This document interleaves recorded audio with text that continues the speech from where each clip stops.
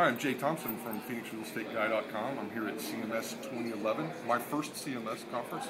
It's a great conference, having a lot of fun, learning a lot of stuff, meeting a lot of new people, so I'm really enjoying it. So Jay, tell us a little bit about what's been going on with the conversations here in terms of, obviously the MLS data is constantly a conversation. What'd you figure out this year? Well, I'm a little bit different, I think, because most of the participants here, most of the attendees are MLS people, and I'm a broker.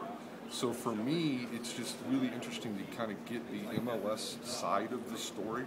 Lots of conversations about data integrity, syndication of listings, things that are near and dear to my heart as a broker. I'm surprised there's not more brokers here because there's a lot of stuff to learn. Seeing the MLS side of the business has been very enlightening for me. Mm-hmm. Yeah, I agree with you. Really, no participation other than the MLSs themselves, really, and the vendors.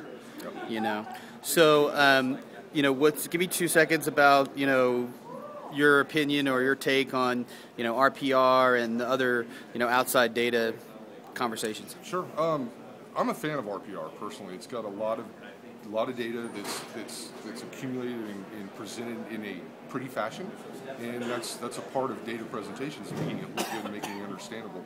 It's a useful system, like any other database of listings, and that includes MLS's, RPRs, Zillow, Julia, whoever. There's some incorrect data, and that's an issue that I think needs to be addressed. A lot of that almost falls back on me as a broker. I need to make sure that my agents are entering the data correctly.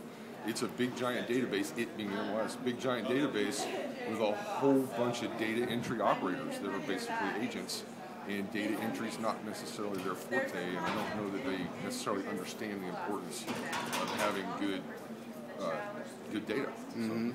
So I think a lot of it falls back on the broker side. Mm-hmm. So another big conversation this week that I've heard is about mobile devices, platform independence, things like that. How does that look in your market? It's looking good. It's really interesting if you walk down this vendor gauntlet that's here. It's kind of in a long hallway, and it is mobile. I mean, probably, I don't know, I didn't count, but there may be 50 vendors here. At least half of them have got to be promoting some kind of mobile platform, and it's huge. My agents are out in the field. They need mobile platforms, and they need to work on the iPhone, the Android, the iPad, and even the BlackBerry, because a lot of agents still use that. So it's important to have that cross-platform capability that I think some people are still missing, although it seems to be getting better. A year ago I could talk to some of these vendors and they'd be like, yeah, the Android app's coming out, it'll be out later. And you ask them about BlackBerry and they're like, oh yeah, maybe.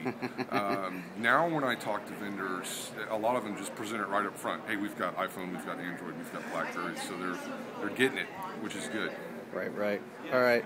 So give me something about your takeaway from the conference. That's always a tough question for me. I spend so much time in the halls networking and just talking to people.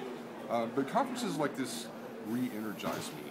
That's kind of a lame answer, but I can't tell you that I was necessarily sitting in one session and had an aha moment. It's kind of just the whole accumulation of things. But I feel the same way. I mean, when you leave these conferences, you feel like you're tuned into what's going on, and it's kind of an osmosis effect, right? Exactly. Yeah. Exactly. So cool.